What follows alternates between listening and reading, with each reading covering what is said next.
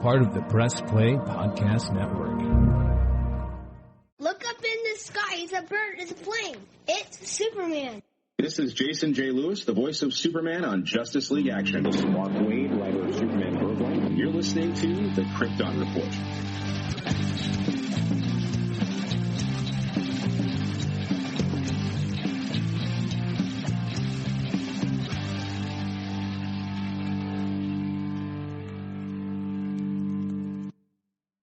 Welcome to the Krypton Report podcast, Superman of Blue, the man of tomorrow. And with me, flying back from his Earth, the strength, that wonderful Superman who can pick whichever Superman he wants to be from his own canon, his own mind, his own Earth, Mr. Anthony Desiato from Digging for Kryptonite. Welcome, sir. Thank you for having me, man. You're welcome. Thank you for joining me. I know when I asked you about this, you were like, man, I just talked this. I was like, we don't have to rush this. I've been wanting to talk this for a while, and it's exciting, and I look forward to chatting with you because you did do this recently, and you do a great discussion with Ken Marion, and I appreciate that. And we'll try to hit, similar. You'll have similar comments, but then you get to hear me ramble on about it. So I've been wanting to do this episode for about 3 or 4 years. It's just. Sometimes it's difficult to get time to watch a documentary. Documentaries are not always people's flavor, so it can be difficult. But we're going to be talking about The Death of Superman Lives, What Happened. It was a 2000. Excuse me. Whew. It's been a rough day, people. I'm drinking my bubbly, and it's bubbly. Thank you, Mr. Michael Bublé. My sinuses are all jacked up. We're having a horrible rainstorm, and if you've ever been to Ohio, you know it sucks, period, except for the cornfields. But 2015, Jon Schnepp released a documentary he had been working on, and it tells the story about the canceled Tim Burton Superman from the late 90s. What happened to it? And it is a fascinating, it's probably one of my favorite documentaries, and I know another reason why I wanted to talk this with Anthony is Anthony is a filmmaker. He did do a documentary-style movie called My Comic Book Country, which I've talked about this before. It's hilarious because I can't remember how I saw the promo for it, but I saw the promo. It was 99-cent rental, and I was like, this looks awesome. And I rented it from iTunes, and I don't really ever rent movies from iTunes, but I was like, this is awesome. And I started that movie. It opens up. And it has the comic book shop, Acme Comics, North Carolina. And I'm yelling at my wife, that's the one, remember, that was by work when we lived in North Carolina that I went to. And she's like, oh, my gosh. And then fast forward, I find Anthony's podcasts on Facebook and Twitter. And I'm like, oh, cool. And then one day, it hits me. And I put it together that it's the same person. And I'm like, holy cow, this is awesome. It all comes together. No, that's right. Awesome. I'm so glad that you found the movie and the podcast and that we were able to connect. And yeah, I mean, I definitely got a lot out of watching the Death of Superman Lives documentary. Superman Lives and this whole story, this was something that had, been on my radar for a while, but I had never really delved too much into it. And I was planning to do an episode on my podcast that was going to kind of look at unmade projects generally. Obviously we would probably focus or at least touch on Superman Lives. And then the more I got into it, it was like, well, this is clearly the whole episode. And yeah, Ken and I, we had a great time talking about it. And he was so enthusiastic about it. And that really fed my own enthusiasm for it as well. But yeah, it was so fascinating to dive into, and such a shame that Jon Schnepp passed away. But he leaves behind this really wonderful piece of work that sheds a ton of light on a project that, we would have only known so much about had it not been for these extensive interviews that he conducted with so many of the principal players. I mean, he got everyone but the actors as far as the interviews. I mean, the fact that he got to interview Tim Burton is awesome. Yeah. And I remember, I think the first trailer I saw for this was in 2013 or 2014. And I remember the date kept getting pushed out a little bit for its release because it had gotten so much attention that more money had been donated for him to finish it and polish the movie. And I'm so glad that it happened. And how did you watch this when you watched and went through it? was through Vimeo. Okay, because I was a first day pre-order, bought the Blu-ray with the extended, so I have all the extended interviews with. I wanted everything possible that he put together for this. All the extended interviews and stuff with everybody is on there, and there's a sound clip that will be inserted here because I watched this again last night with my wife just to refresh, and I got her after watching it, and it was a blast to watch this with her, and I'll get into that as we go. I had the honor of meeting Jon Schnepp, and when I met him, he seemed off. And I was kind of bummed because, I'm meeting him at a con and stuff. And everything I had seen, he seemed so upbeat and like a fun, friendly guy. And I met him and he seemed, off. But I was like, okay, maybe it's a long day, whatever. Like it was kind of a bummer, but I'm like, I'm not upset, And then a few months later, he passed. So it kind of clicked like he was dealing with stuff and it was a bummer because I really would have loved to have enjoyed to have talked with him more about just the impact of this and how wonderful of a project it was. And it's heartbreaking that he did pass and everything. So I just wanted to, say those words for him. But this is one of those movies that I was telling you kind of off mic before. It was supposed to be released around 98 was when they were like looking at it. And it's so weird because I told you it's like 97 is Batman and Robin. That's middle school. I'm 12. And I moved in 98. So like it helps shift this paradigm. But then 99 is, my first year of high school. All this stuff's going on. And The Matrix was 99. Episode 1 was 99. Because, we find out so many people who had worked on art and storyboarding and concepts for Superman Lives would then go and work for The Matrix. And you can kind of see in the art design some of those ideas how they get put into The Matrix. And it's just interesting about trying to figure out where this took place because this always felt like it was so far in the past in the 90s, but it really wasn't. I know it's a funny thing because I have thought about the period of time that this occupies or would have occupied, and I hadn't really thought about it so much in the context of the movies that came after that you just mentioned. But that's a great point. I guess I keep thinking of it as this desert in terms of Superman on the big screen, which sadly we're in again at the moment. But that's a separate conversation. But, you have this long period of time where, yes, we did have Lois and Clark on television and we had Superman, the animated series. And in a few years we would have Smallville on television.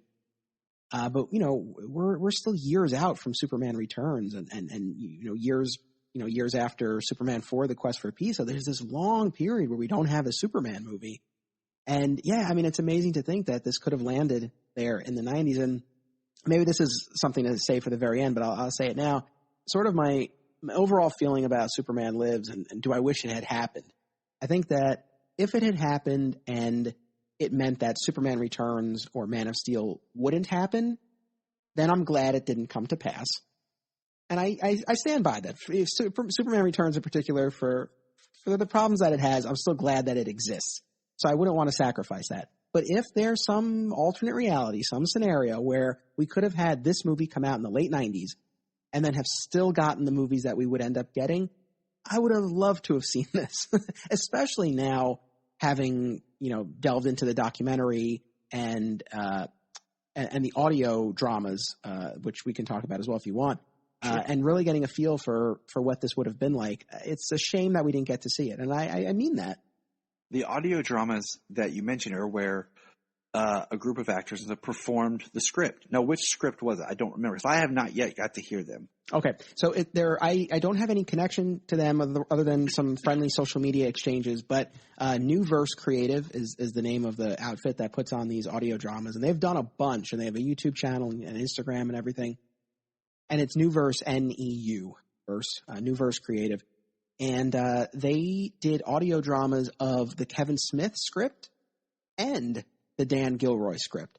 So Okay, cool. either or both you'll find fascinating. I listened to both before I did my episode on Digging for Kryptonite, and you know, there you get to see the differences between, you know, that initial Kevin Smith script and then what was very close to being filmed. So it was fascinating. I really appreciate them doing that, as much as like the Smith script in particular, that, you know, you can find that no problem, but to actually hear it performed was really cool. Really, I definitely recommend that for anyone who look, the documentary does a fantastic job and it gives you a lot, but it's still not the same as actually hearing the story. So I really do recommend people check that out if they're interested. I think the documentary gives you a lot, and I'll say this in a way like almost too much, because I've watched the documentary since it's come out probably about 4 times. That sounds about right. Yeah, I've watched it 4 times now since its initial release in 2015.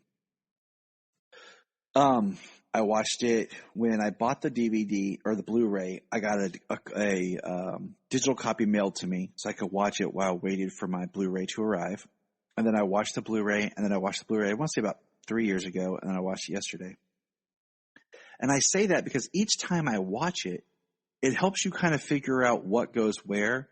Because when you watch it and they go down about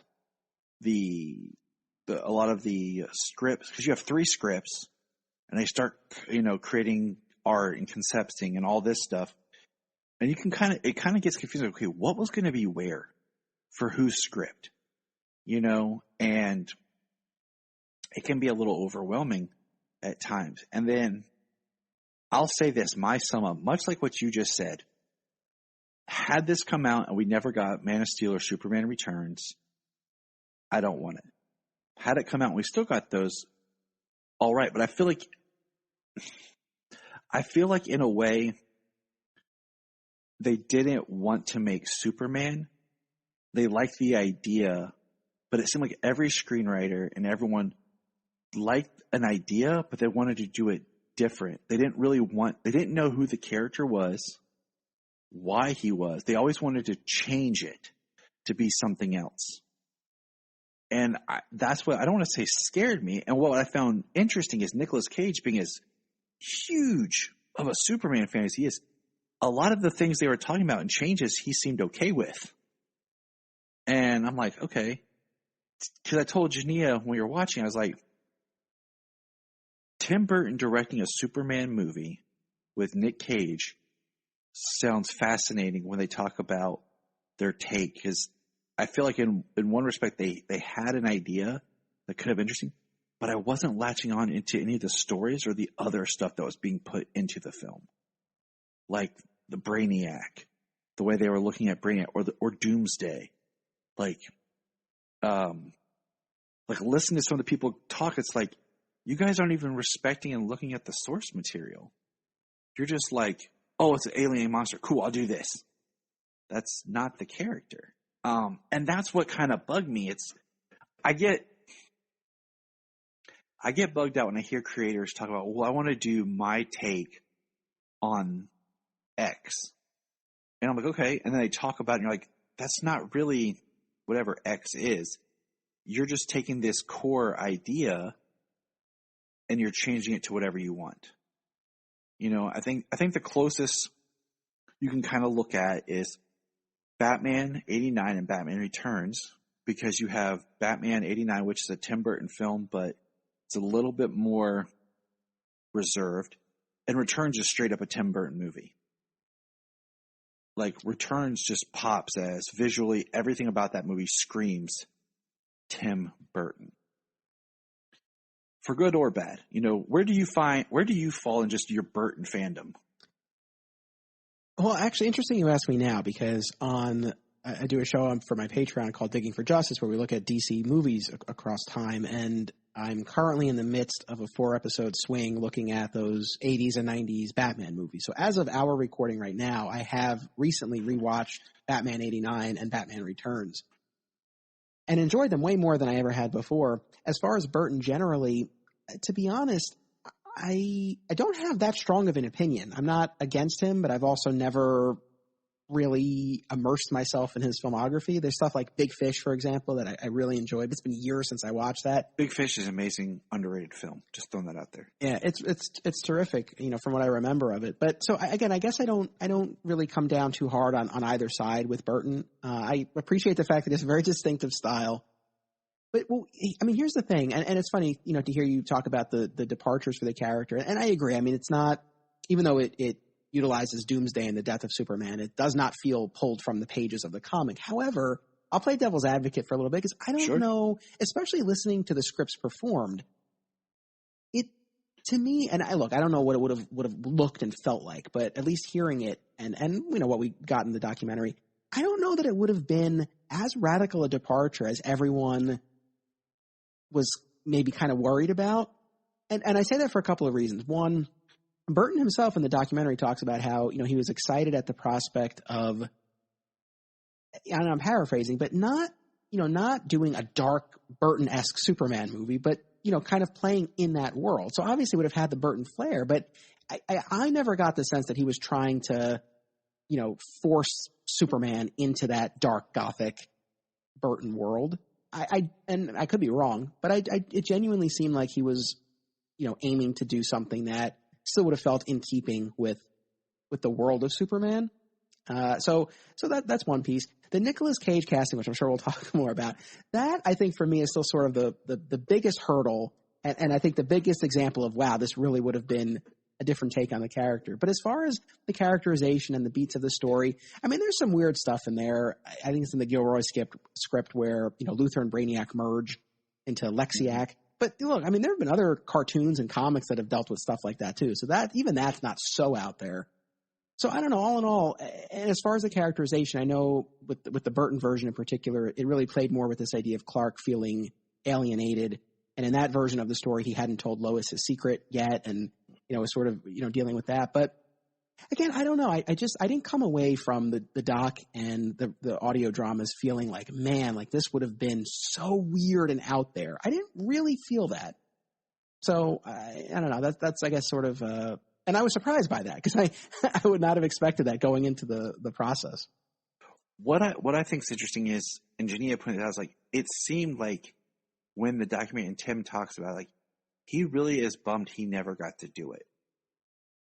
Yeah. And I had, when they did a few years back, when they did the Return of the Cape Crusaders animated film, which was kind of like the sequel films for the Adam West, I was like, there is money to be mined if they would do animated versions of these scripts and these stories. And we have all this artwork that was created, and get as much of get Nicolas Cage to voice Superman, which Nick Cage would later go on to voice Superman in Teen Titans Go to the movies.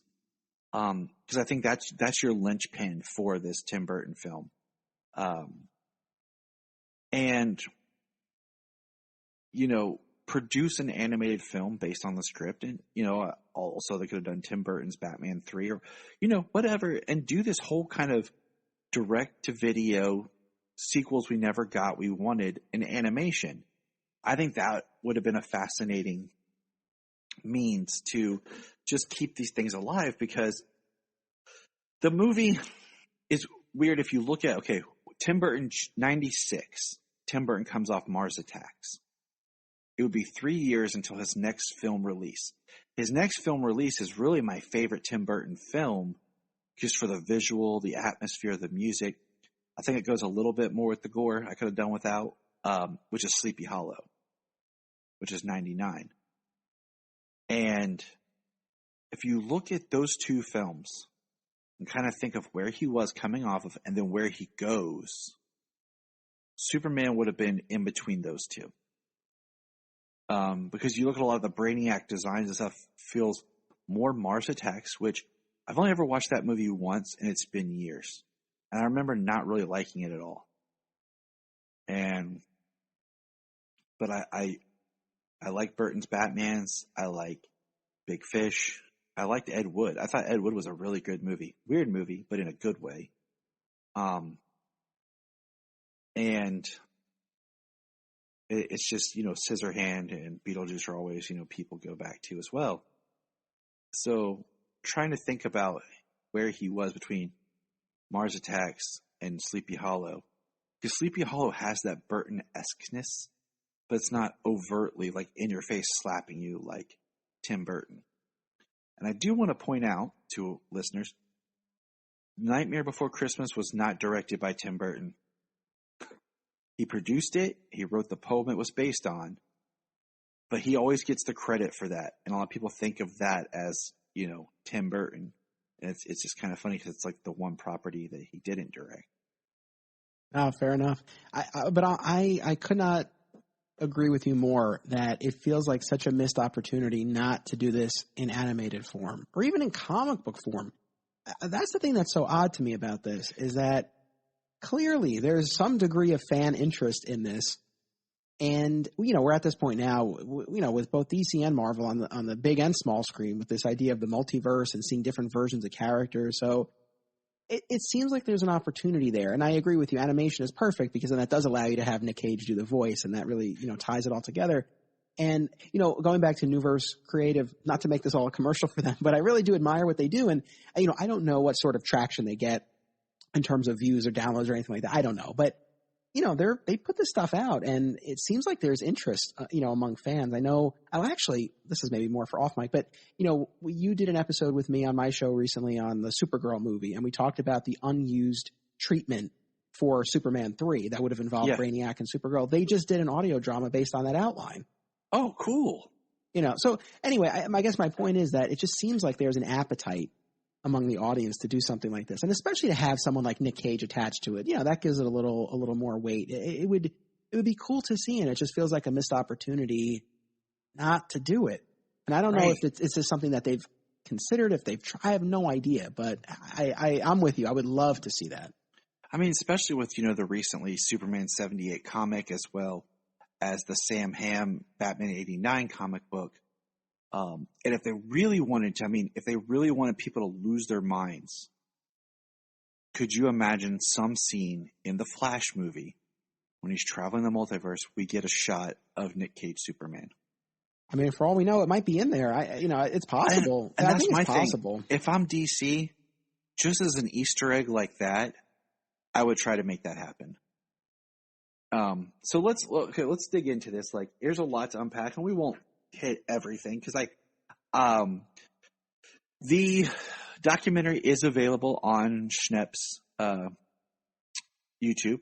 You can search it. I am going to include a link in the show notes for anyone to go and watch it. So we're going to talk as much as we can about it, but it is something to be experienced as a Superman fan, as a film fan, just as a what if, and just how far they were in the process, what was created for this, and it's fascinating because what's interesting is Colleen Atwood, who was the head Academy Award costume designer, who was working on this, she would later go on to be the one who creates the first Oliver Queen suit for Arrow, Barry Allen's first Flash costume, and Supergirl's first suit in the TV series.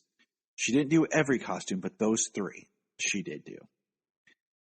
So that's kind of interesting. Just she did get to do a super suit. They're in this documentary, so we'll start here. First up, we got to get this out of the way. Jon Peters. Producer Jon Peters. Oh, man. So when the documentary starts, you have Schnepp talking to Kevin Smith, and he's telling him stories about Peters, and it talks to Peters, and Peters makes a comment like, none of that's true. And my wife looks at me like, who do you think's telling the truth? I'm like, Kevin Smith. She's like, yeah? I'm like, yeah. I'm like, watch the documentary. Watch Jon Peters.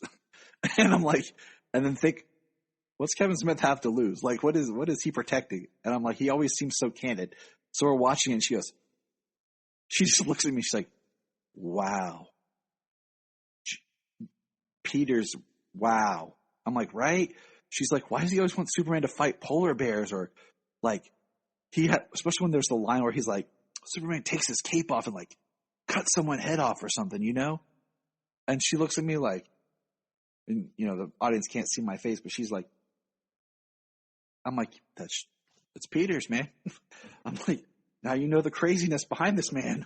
It's insane. And I've followed Kevin Smith for many years, and I've listened to the podcast and watched his Q&As and listened to commentaries and all sorts of stuff. And I agree with you. It's like, I don't know him personally. I don't know for sure, but yeah, he does strike me as being candid, maybe even to a fault at times. So yeah, I do tend to believe him, especially since, one of the things that he talks about is how Peters was obsessed with this idea of like being a street fighter. Like he talked about his own past, like this rough and tumble past fighting on the streets. And then Peters himself says something to that effect, I think, in the interview with Shep, I believe, like, right? I've been in 500 street fights. Exactly. I want them to know what Superman's like, being in a fight, knuckles bloody and beaten and coming up. And my wife looks at me like, they're not making Batman again. I'm like, I know. And then I look at my wife and I'm like, why not just give us a story about a hairdresser who's also a street fighting boxer? Because that's Peters. Why not just give us that movie? I know, maybe that's just the movie he really wanted. Oh, but one thing I do want to, I think we do, we owe a debt of gratitude to Kevin Smith, because I feel like him telling that story at one of his Q&As, right? It's on one of the Evening with Kevin Smith DVDs. And it's also a bonus feature on here. Oh, nice. Where he talks about the 3 requirements that Jon Peters had for the script. That really gained a lot of traction and caught fire, I feel, at least within, the fandom. And so I could be wrong, but I feel like that was one of the first instances, or maybe even the first, where we got like a lot of insight into what this might have been. And I would imagine that for Schnepp, that was a jumping off point. And so the fact that he told that story, I think that really paved the way for all this information that we would get later. I think without Kevin Smith, it probably would have just been one of those things we knew nothing about, really. Yeah. But because he talked about it, and he's such a fanboy, and people talk about him. Do you know Kevin Smith wrote a script for Superman Lives, the Tim Burton Superman movie? What? And then that right there is enough to dive into. Let's find out. So Jon Peters is going, he talked about how he got the rights to Superman. And I think his name's actually on the credits for producer for Returns and Man of Steel. Yeah, definitely Returns. Maybe Man of Steel as well. I don't know. But he had no involvement in it. It's just one of those producer. But yeah, he had no involvement in it. And I'm like 90% sure he has nothing to do with BVS and beyond.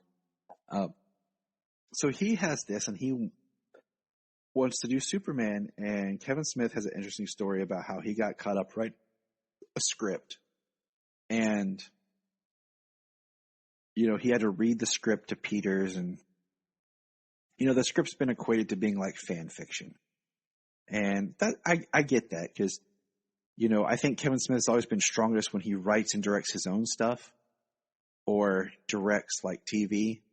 I don't think he has the chops to write for someone else to direct. It's just not his flair. That's no nod, nothing against him. I think, but eventually we would get 3 versions of this script. Kevin Smith, which gets discarded as soon as Tim Burton shows up. After he suggests Burton as the director of the film. So he really shot himself in the foot there. He's like, I think I signed my own check to depart. Wesley Strick, who had worked with Tim on Batman Returns, which in a way I felt like Wesley Strick had the least connection to Superman for the script. And then the Dan Gilroy. And the villains were always looked at being Lex, Doomsday, and Brainiac. And I'm like, okay, all right. That's kind of the setup. Now the casting for what seems like, because we have casting talk and everything was, first of all, we'll start Brainiac. He wanted Chris Walken. Visually, I like it, but looking at the actors that are in this, Nicolas Cage and Chris Walken have become such parodies of themselves that it's weird to think about being serious. Like anymore, it's so hard to take Walken serious. Well, that's the thing, and again, I don't mean to keep harping on these audio dramas, but they utilize voice actors who sounded or were able to imitate those actors. And in the drama of the Gilroy script in particular, when Brainiac starts talking and he sounds like Christopher Walken, it takes you out of it. And obviously you don't have the visual element. I mean, maybe if you were made to look like Brainiac, I don't know, maybe it'd be easier to buy into it. But yeah, I mean, I think that would be a little bit of a tough sell, especially now. I mean, I don't know. So many years ago, maybe it would have been a little different. I don't know. I mean, that's the other thing too, is that we've had enough instances now of superhero casting choices and announcements that get ripped to pieces, right? People go, I can't see this person in the role. And then you watch the movie and it's like, oh, wow, like that really works. So I've, tried to get to a point where I really try to keep an open mind and figure like, well, if someone's being chosen for this role, they have something that the director sees that they'll, be able to, make it believable. And there's so much else, especially with Brainiac, for example, with the visuals, like there's so much else that would go into it. So I don't know. That one's the Walken one is tough to see, but I don't know. I keep an open mind. Well, to think of it like this, Walken with Burton, we had Batman Returns, and then in '99 he's in Sleepy Hollow, but has no dialogue other than some grunts and groans. So just kind of giving you a parameter with Walken and Burton. Next cast, which is funny, is they talked about Kevin Spacey for Lex Luthor, who would then, of course, go on to be Lex Luthor in Superman Returns, in which I think Spacey as Lex Luthor is good, but Spacey being held in Returns to being a more disgruntled hackman is, I think, what held him back. So we have Kevin Spacey as, Lex Luthor. And this is right around LA Confidential had already come out. So yeah, LA Confidential was like 96, I think. And then next up, Jimmy Olsen, played by Chris Rock. And I like that idea. Even Jania was like, yeah, that would have been cool. And, I'm thinking Chris Rock at this time, Lethal Weapon 4, he was shooting Dogma with Kevin Smith and everything. So I'm like, okay. Would have been a little bit of an older Jimmy, but I could definitely see that casting. Yes. What are your thoughts on The Rock? Chris The Rock. Yeah. not The Rock, but Chris Rock. Yeah, The Rock would be a really wild departure for the character, even more so than Chris Rock. Yeah. I would have to see it. I would really have to see it, but I think it could work. Obviously, and that's the thing too. It's funny because you and I recently talked about the Superman movie serials on my show, and I know you're getting into the George Reeves Adventures of Superman show, and even in there, some similarities, but very different takes on the character of Jimmy Olsen. Yeah. Right. So I think there's room for interpretation. Now, Chris Rock is definitely in an entirely other category, but I don't know. I never really had that strong of an opinion on that, but I would be open to that. I would be open to seeing what he would do with it. I feel like with Jimmy Olsen, there's some room there. I think there's some room to experiment a little bit. Sadly, in the recent movies, he hasn't gotten any play. And the Batman v Superman thing, I guess, is debatable whether that was really Jimmy Olsen or a CIA agent using the name Jimmy Olsen. In any event, it's fleeting. Yes. So Jimmy hasn't even gotten play in the recent movies. So I don't know. I would be on board with potentially with Chris Rock. Dang it, you just reminded me. We just recorded, we talked about what we'd like to see for Superman and Lois season 3. And now that we have the big revelation about that, one of the things I had, and I forgot to mention, was Jimmy Olsen coming back into the picture, showing back up, because Supergirl gave us James, which wasn't horrible, but I feel like we missed out on Jimmy's life, and now he's like this super adult, we didn't get to see him rise to being this prominent adult.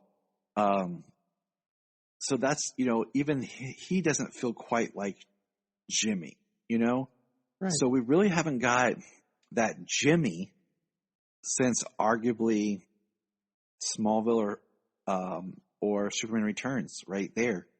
So we really haven't had Jimmy Olsen representation recently. So, you're right. There is a lot of playability with this character. Now, Lois Lane.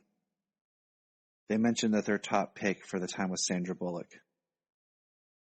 I'm okay with this. Jania looked at me and said, for sure. Yeah. Jania looks at me and goes, yes.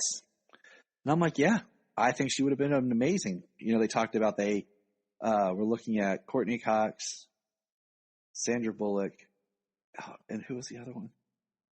It just left me. I don't remember offhand. Sorry. It just blipped out of my mind. Dang it, Thanos. But I definitely would have went with Sandra Bullock. And then for Clark Kent and Superman, Nicolas Cage. Now, one step is I have to put this back into context of when this movie was being made. You know, I think the last time that Nick Cage was like the serious Nick Cage that, you know, was like when he did National Treasure 2. I think after that movie is when he just went, and that's when we got what we have now. So yeah, okay, let me look something up here because my brain's farting on me. Overall, Nick Cage is not your traditional handsome man, you know, and he's physically fit, you know, and he wasn't balding at the time when you see him do like this, the tests and stuff. So he had some hair. So it's like, okay, it's such a bizarre choice because we know he's a comic book fan. He's been in Ghost Rider, Kick-Ass. So I'm trying to go back here into his catalog and see where we're at. Okay, so this makes sense. 96 is The Rock, 97 is Con Air, 97 is Face Off, 98 would be Snake Eyes and City of Angels. So that that's when we really got Nick Cage, the action star, with The Rock and Con Air. So this would have been right in that time. So it kind of makes sense why he would be in your thought. I mean, heck, I'm surprised that it weren't like Johnny Depp for Superman, you know, since you have Tim Burton. And like we said, Nicolas Cage was such a huge fan. And we you know, we've touched on it, but I try to see it and I try to put myself back in that mindset of watching those Nick Cage movies at that time. And it's just, I don't know. Like I feel like if this movie, like you said, if this movie had gotten made, it might be almost one of those things that you always, kind of the way that when people talk about Batman movies, and you always have to bring up, oh man, the bat nipples, you know? I feel like this would be that on Superman. Like, oh, that one Superman movie, look what, you know, they did. That's not how it always is. Like, he's not always like that awkward or whatever, you know? It's just, you know, but who knows? I mean, I could be looking at a giant picture of Nicolas Cage right now on my wall with my other Superman posters right now. Yeah, it's a funny thing. So much like with Tim Burton, and I'm probably in a minority here, I don't really have that strong of an opinion on Nick Cage. Like I've never, like a lot of those movies you were rattling off, I mean, I've seen some, but again, I can't say like, oh yeah, I've seen all these Nick Cage movies. I don't have that strong of an opinion on him generally. Now, as far as him as Superman, going back to what I was saying before about how I don't, for the most part, I don't think that Superman Lives would have been the crazy departure that people seem to think it would have been. However, I do think that the casting of Nicolas Cage probably is the biggest like flag to plant in the sand of like, hey, we're doing something different here. And when you look at everyone who's played Superman over the years, you know, even some who, you know, have a slightly different look than you might expect. Dean Cain, maybe, you know, Dean Cain, George, and I would say Tyler are the three that kind of have this. There's a similarity to them about as they look close enough, but not exactly what you would think. Right. As opposed to Christopher Reeve, Tom Welling, and Henry Cavill, like they all have, I guess, that more traditional look. But even the ones who, and Brandon Routh, yes. But even the ones who we would kind of put in that, you know, the slightly different look category, like they still stick close enough to the typical representation that you would expect. Nick Cage would definitely have been an outlier there. Now, in fairness, all we have to see of him as Superman are those screen tests, are those photos, and the little bit of video that's in the movie. But he wasn't, that wasn't him necessarily performing. That wasn't necessarily him in the shape and the rest of the look that he would have had in the actual movie. So it's hard to judge based on that alone. But yeah, that's tough. I mean, it would have been different. That's the piece of this that I think would have been very different. And I don't know. I mean, it's so hard to say, whether or not it would have worked. But I at least could say, like, I would have liked to have seen it. I guess that's ultimately what I keep coming back to. Like, it would have been, even if just as a curiosity, if nothing else. It's like my wife said, definitely when we're looking at, okay, so they have these designs for the suit, the different kind of suits and style that they want to put him in. And we see the test, the suit test, a couple of them with Nick. And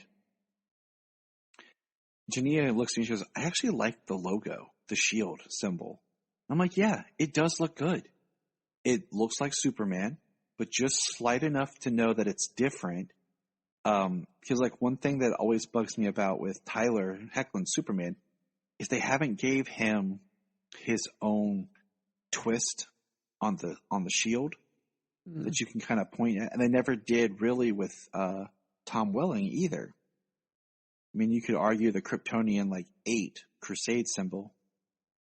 But, like for example, people can't see this, but Anthony is wearing a Superman shirt, go figure. And looking at it, I know it's the George Reeves shirt because of how the symbol is done. Superman Returns has its own twist on the shield. Even Dean Cain's is a little bit more large and has a little bit to it. Of course, Cavill has his own, And then one thing I always respected was in the Supergirl TV show, the way they took out the gold in the background and just used it as a highlight on the symbol, and they tweaked it just a little bit so that when you looked at her, you're like, it's kind of her own take on the crest. So you can look at it like, oh, that's Supergirl. But, Tyler and Tom never got that. So I do like that with Nick's suit, you can see it's Superman, but there's a tweak to it that you'd be like, okay, I know exactly what Superman this is if you're just looking at symbols. So we see a costume, and there's the first bodysuit test, like a blue bodysuit, and he's wearing black boots, and they put a cape on him, and he has, what I found interesting is there's actually flesh colored at the top of the suit. You know what I'm talking about? Yeah. Right here, and it has like a red symbol with nothing behind it. And that's like the picture that was like a Polaroid that was snapped of him mid blink looking to the distance, where for years that was the only picture you saw. And I've heard people argue it looks like an action figure with someone's head put on it because of how that costume was.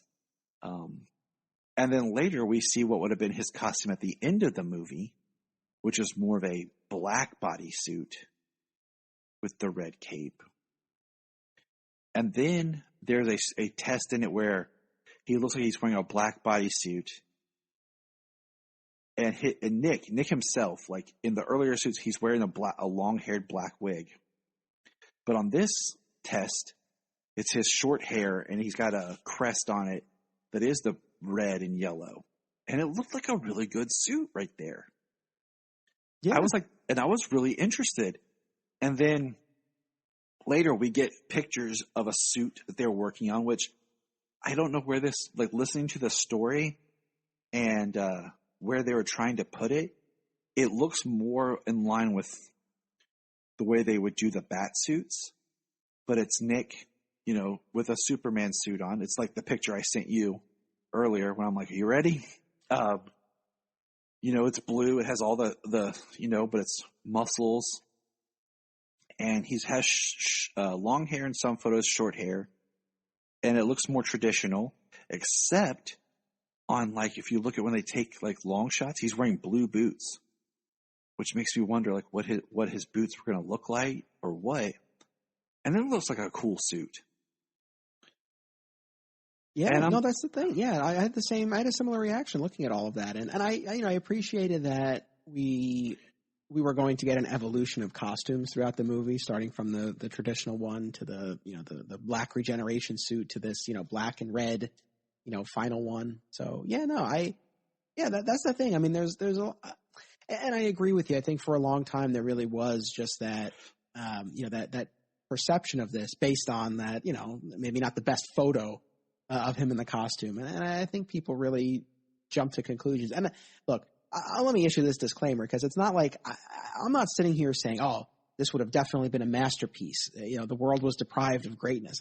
I don't know. I wouldn't go that far, but I think there was enough worthwhile. And it seemed to be one of the things that I think I always go back to when we talk about this stuff is the intention behind it. And the sense that I've gotten, maybe let's put John Peters to the side for a moment, but when you look at what was Kevin Smith and then later Tim Burton and Nick Cage, it seemed like it was well-intentioned. Now, that doesn't always yield the best product, right? And talk about how Nick Cage is a big Superman fan. We've seen other superhero movies where the actor and or director are big fans and it doesn't translate to a great movie. So that's not everything, but again, it seemed like they were coming from a good place. There was some interesting stuff there.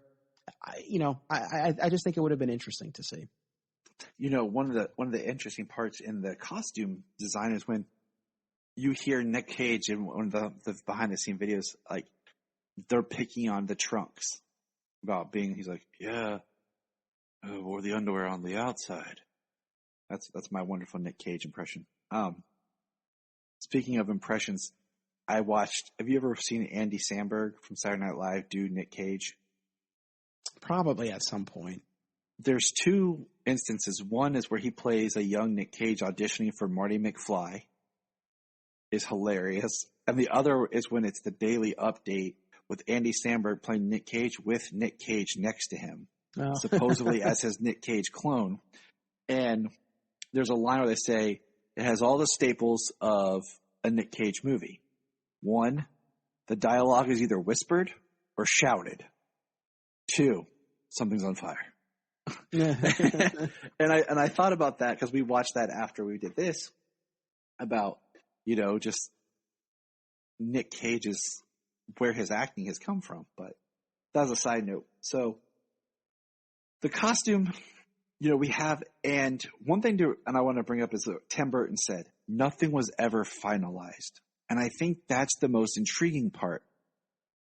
Unlike, there's supposed to be a documentary that's being made about Justice League Mortal, which was the 2005 Justice League film. And there's costume tests online. There was casting. They were about to shoot. I mean, everything was finalized for go, and then it was canceled. And I really hope that documentary comes to light, because I'd love to see a detailed documentary much like this for that film. But, the reason I bring it up is because that movie is like the second example of almost being there and being canceled. And they were finalized.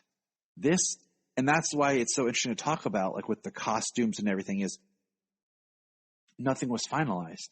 Because there's costume tests and then there's photos of costumes that we're not sure which one would have been used, because they talked about the underwear on the outside and like how to break up the color and do something different. And so it was a very fluid process. 3 scripts, and nothing got finalized, Burton said. They even, Nick Cage even refers to it as being something like a fairy tale, to remember that. And with the bad guys, not a lot was given on Lex. Really, in the documentary, Lex isn't talked about very often, but Doomsday is. And there was a concept art of Doomsday being built out of many faces. Yeah. And that was the one I was like, no, that's more like, that's something like, you're not making a Superman movie. Like, I don't know. When I look at a movie, okay, if I told you I'm making a Superman movie, I want to bring the best of what's already been done to the big screen, because this is the one thing that's going to apply to most audiences, most people, and you want it to be truest to the character. You want to take some liberty, but you want to be able to hold that up as like, if you got one thing for Superman, this is it. You know, you don't want to hold up like, okay, this is a version of this character from this comic that's well known, and that's not really how it is everywhere else, but that's okay. You don't have to explain it. You want to be able to hold it up as like the gold standard for your character. That's just how I take it when you do a movie. Compared to a comics, we're allowed, you know, endless opportunity and options. Yeah, I mean, look, I'm on record. I'm a big fan of Man of Steel and BVS and Snyder's Justice League. But I'll admit, at the end of Batman v Superman, we get a version of Doomsday, and I know, you know, it continues to evolve even during the fight, but, you know, we never get that traditional comic book-esque depiction on the big screen. And, you know, does it ruin the movie for me? No. But at the same time, if we're going to do, and it's like, I don't know where Snyder was going in the future. Maybe he was planning to do another more faithful depiction of Doomsday in another film. But if not, it's like, if this is our one chance, you know, it would have been cool, especially for me and the connection that I have to it getting me into comics and Superman. It's like, yeah, it would have been really cool to see that fully brought to life. And, you know, it's interesting when we talk about Doomsday and the death of Superman, because for as monumental and historic that storyline was in the comics, we've still not gotten, outside of the animation, but we've still not gotten like a proper live action depiction of that story. We've gotten elements of it here and there, right? Smallville tried their hand at Doomsday. The less said about that, the better. Yeah. You know, there was a version of Doomsday on Krypton, which I've not watched yet, but I will by the end of this year. But of course, that's pre-Superman, so you're not getting Best that visually full looking effect. Doomsday. And I can't wait to dive into that. That should be cool. But, you know, so here and there we get aspects of it. So yeah, the whole thing about all the faces, it's a cool idea, but at the same time, would I want that at the expense of the more faithful depiction? No, I would like to see Doomsday brought to life from the comics as closely as possible. However, in the defense of Superman Lives, at least they were attempting to do, you know, they weren't getting into the whole reign of the Superman portion of the storyline, but they were doing a death and return story, which, you know, again, we've still not gotten, you know, truly, yes, in the Snyderverse, he died and came back, but we haven't gotten that full death and return story. And even Superman Lives wasn't fully that, but at least it was, you know, getting us closer. It reminds me a little bit more of like Superman Doomsday, the animated movie, where it's like exactly condensed. There was the other big version of Doomsday talked about where like the dude was like talking about it had a energy core that was like lighting up in its chest and propelling it. It had 4 arms, and the 4 arms thing didn't bother me too much, but it was like the whole way it was like an energy being like inside of it. I was like, nah, that doesn't really track for me. Well, like here's the thing, and I know where you and I would land on this, but to kind of go back to something you were saying before, for the filmmakers and the concept artists who are putting this together, it's like, yeah, what is the objective? Because if it is, hey, we're trying to faithfully adapt this comic book storyline, well, that's one thing. But if it's, hey, we're telling the story about the death and return of Superman, there's this monster that kills him called Doomsday, like, come up with some designs. It's like, I understand if they didn't feel beholden to the version that we know from the comics. Again, I would like to see that, but you know, I can get the instinct to try to, you know, put a different spin on it, I suppose.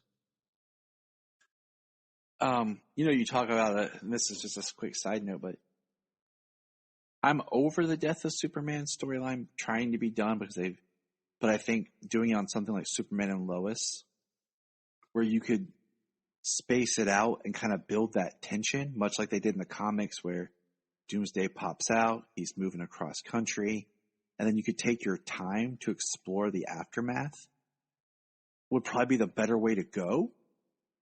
And maybe, you know, down the line another 2 or 3 years, if the show continues that long, you know, that could be a season arc or something. You know, the first 8 episodes builds up to it, and then you've already got Superboy and Steel in place. You know what I'm saying? Like, I think that would be probably a better way to get a more faithful adaptation. And the Eradicator, a different version, but nevertheless. No, that's the thing. I agree. I feel like Superman and Lois, if we're ever going to get it, that's the ideal vehicle for it. Because I think where the animated adaptations have stumbled, and I really did like the Peter Tomasi written Death of Superman, and I liked the Reign follow-up movie as well, because at least there was more space and more real estate to tell the story.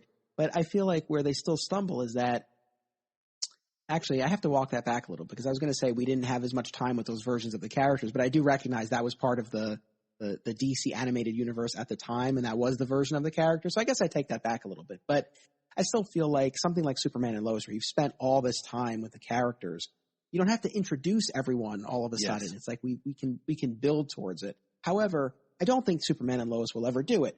And I love the show to death, but I feel like they'll tease that they're doing it, and then we'll get another one of their classic bait and switches. That's why I say they'll do, like, season 6 or something, when, a lot of the original creative team has moved on and they're like got new people and they're like, let's kill him. Yeah, maybe.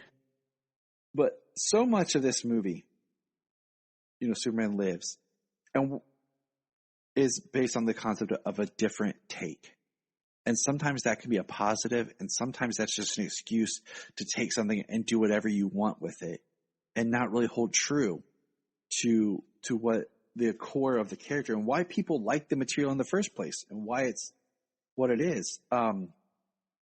One thing that we'd never mentioned was, I guess there was a script for a while by Gregory Pure called Superman Reborn. Mm-hmm. That's what Kevin Smith saw. And then he was like, let's call it Superman Lives. And then he wrote his script. So I think that's interesting. Like, what was that script like before? Like, where did that fall into place? Two things. One, it's funny to hear, Kevin Smith kind of knock that script. Because when he was replaced, he would hear similar criticisms of his own. So there's that piece of it.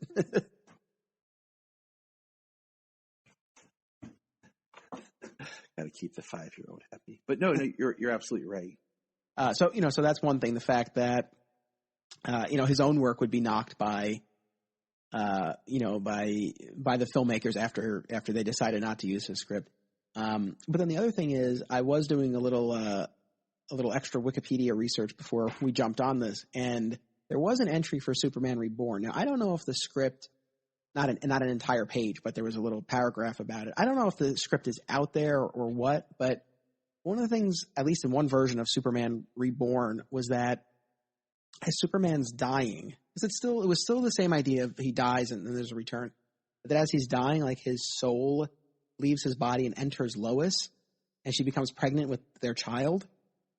So that was allegedly, again, Wikipedia, you never know for sure, but that was one piece of information. And then I feel like Kevin Smith, in either the Q&A or in the documentary, I can't remember, talked about the Reborn script having Superman like on a therapist's couch, like he was going to therapy. I think that was a piece of it. So it was, I don't know much more modern, beyond that. Face it. It is interesting that that wouldn't fly. But anyways, the other big villain was Brainiac.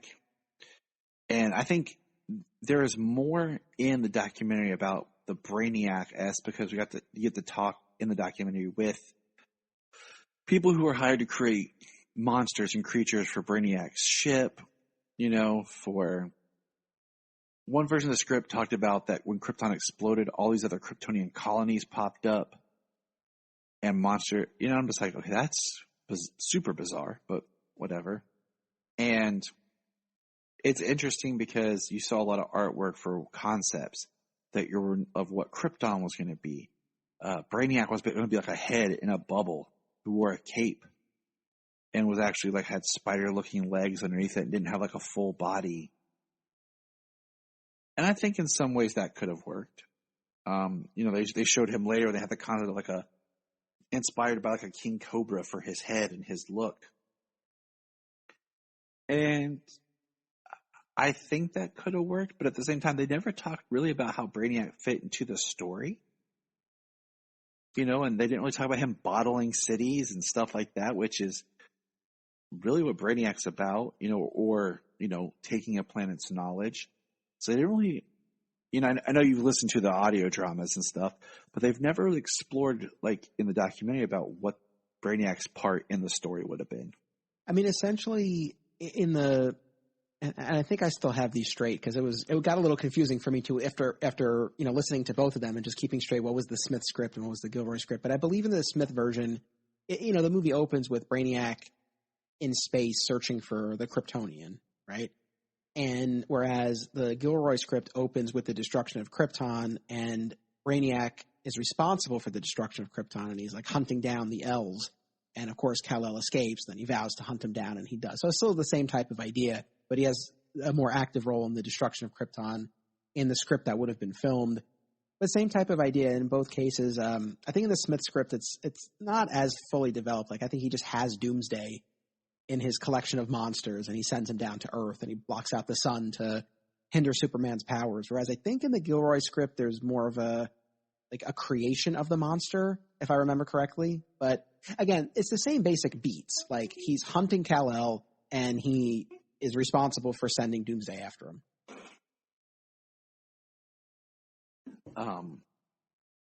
And we did see where they filmed or created a model of what the Brainiac skull ship, and it looked more straight up like a skull and everything, and it looked cool. And we could go on, and the idea is it would have been something unique. It would have been different. Would it have been too far, or would it have been close to it? Because the last major player, I would say, of this whole Superman list was the idea of K. Yes.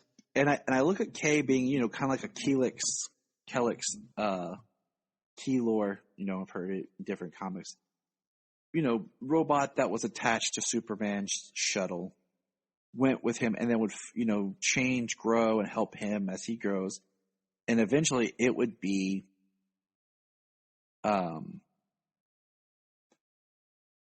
like the chamber that would go around him to rejuvenate him after his death. And, what's funny is the last suit that we saw testing for was the iridescent rejuvenation suit. And so much people have talked about this and seen it, and there's tests of it. And they're like, it would have been on screen for like 10 seconds. It was going to be like what he was wearing or had on when he came out of Keylor K, and then K was going to form on him to be almost like a skeleton around him as he was continuing to heal. Because a lot of the drawings they showed of like what Krypton was utilized this kind of metallic metal exoskeleton type stuff.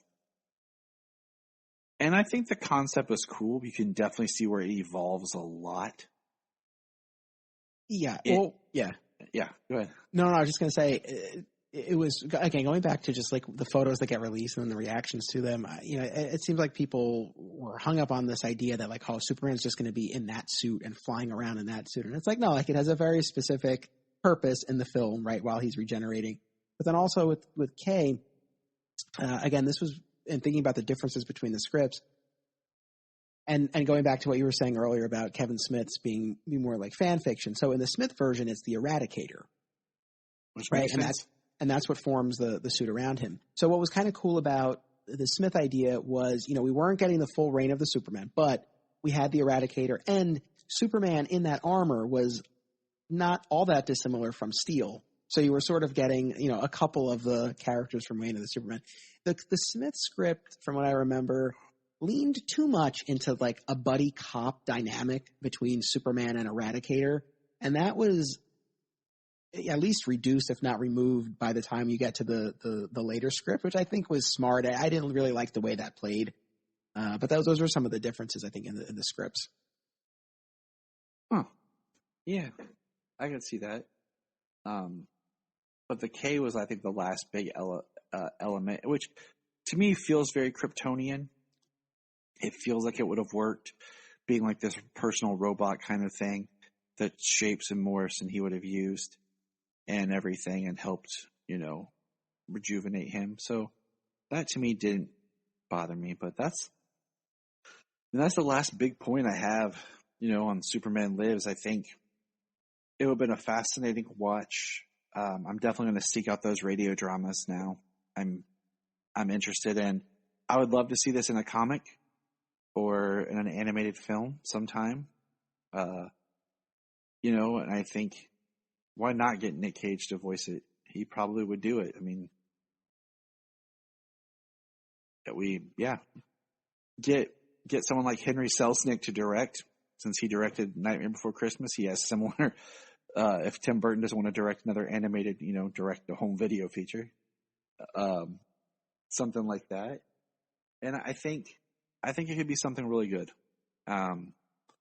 I do too. I would love to get an answer from anyone in a position of knowledge or authority about whether this is even in the realm of possibility. And if not, why not? Because it really feels like there's an opportunity here. And, look, we see plenty of things sort of making their comeback. We see a lot of revivals and reboots, and we see cameos in these multiverse movies. And, your mileage may vary on how much you like that. I have sort of mixed feelings on all of that. But we're definitely at this point where there does seem to be a desire and an interest among fans and viewers and readers to see a lot of this stuff coming together.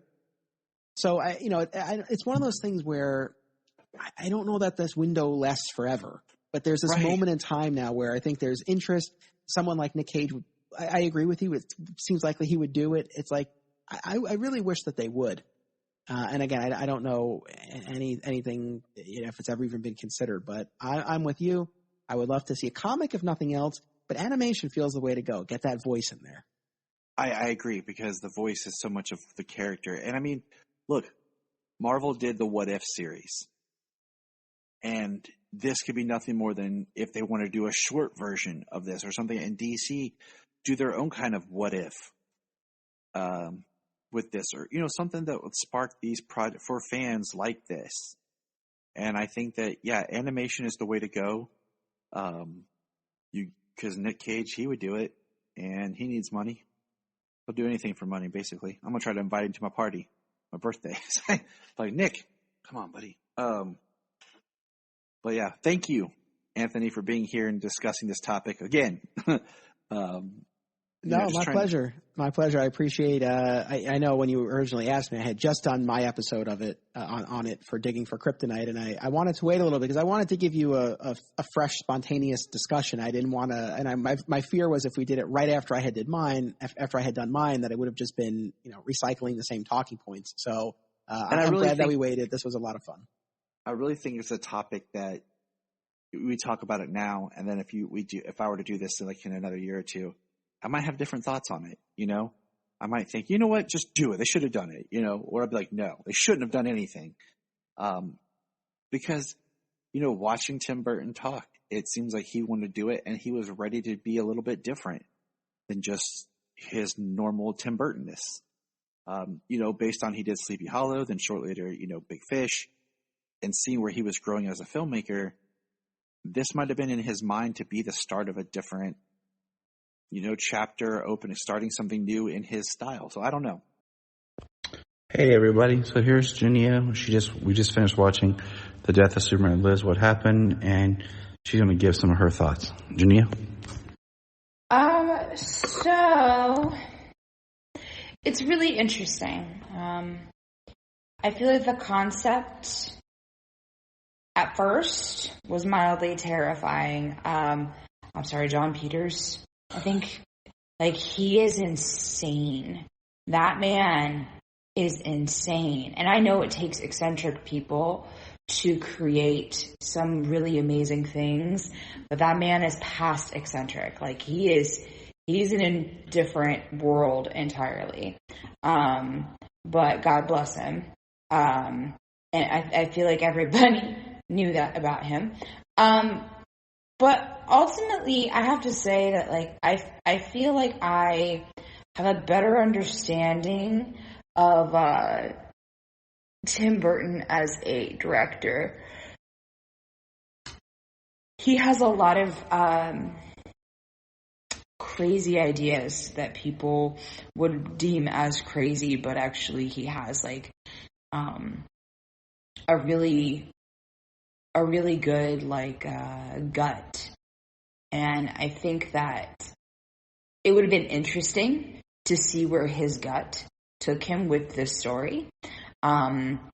I have to say I especially really liked some of the concepts that they had for like side actors and things like that. Like Sandra Bullock as Lois Lane, could have seen that in a heartbeat. I would have loved to have seen her as Lois. I think she would have been great.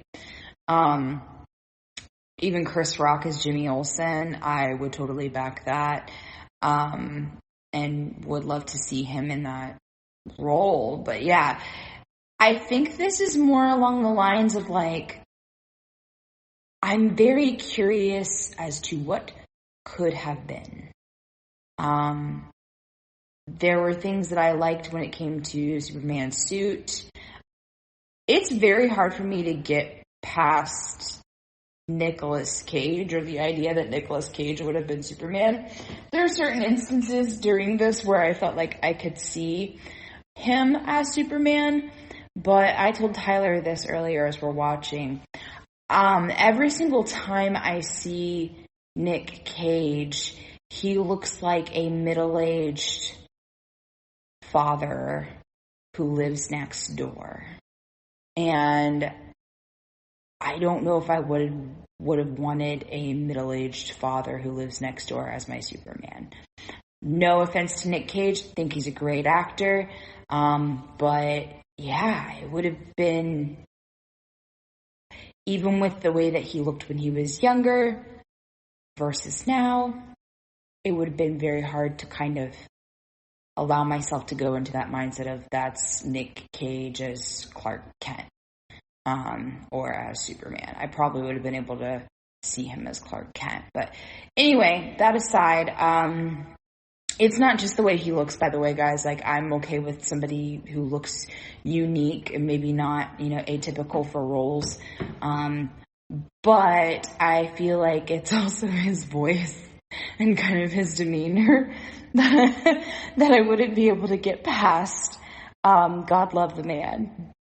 At the same time, I'm intrigued enough after watching this that I would have liked to have seen where this would have gone. Barring John Peters' crazy inputs, I really feel like that's kind of where things went wrong. And, I love Kevin Smith. I think that he has some really interesting ideas, but I think that he was kind of being a yes man in that moment of like, yeah, John, I'll do what you want me to do. Yeah, you want a giant spider in this? Okay, let's put it in there. But I don't know if he really was able to kind of have the freedom to write it the way that he would have seen it, It would have been interesting. It would have been interesting to kind of have any interpretation of the 3 storylines, scripts that were available for this. It's kind of crazy. But Tim Burton, great director. I don't know if he's a Superman director, but at the same time, I would be intrigued enough to watch it. And I'm a little sad that I can't. Because part of me feels like if he did get his hands on this and he actually did the film back then, that today it would be a cult classic. So, just saying. But that's all we got. Thank you for listening. And remember, Look up in the sky. We just want to say, if you've enjoyed this podcast, please check out other podcasts on the Press Play Podcast Network. Remember to check out Krypton Report on all social media platforms. Go to linktree.com/Krypton Report. You find all of our information right there. And if you want to keep Krypton from exploding, join our $1 a month Patreon. That's right. For $1 a month, you'll get extra special content that you don't get on the main show, like movie commentaries and whatever else comes out of our mouths. So check it out, patreon.com/Krypton Report. If you are like Tyler and James and can't get enough super talk, check out these other podcasts. Digging for Kryptonite, Supergirl Radio, The Last Sons of Krypton, the Superboy Legacy Podcast, All-Star Superfans, Superman the Animated Podcast, The Aspiring Kryptonians, Always Hold On to Smallville, Caped Wonder, The Geek of Steel, and Truth, Justice, and Hope Podcast. Hey, we're going to press pause and hear a few words from our other podcasts on Press Play Podcast Network. Hello, Brooks here with the Books with Brooks monthly book club podcast. Here's how Books with Brooks works. We read one book a month and then we talk about it. Classics like Stephen King's The Shining, debut novels like We Are the Brennans by Tracy Lang, and tons of other compelling, life-changing stories, one book and 1 month at a time. So come read along with us and then listen in. This is Dan Jurgens, and if you want to have a good time, keep listening to the Krypton Report.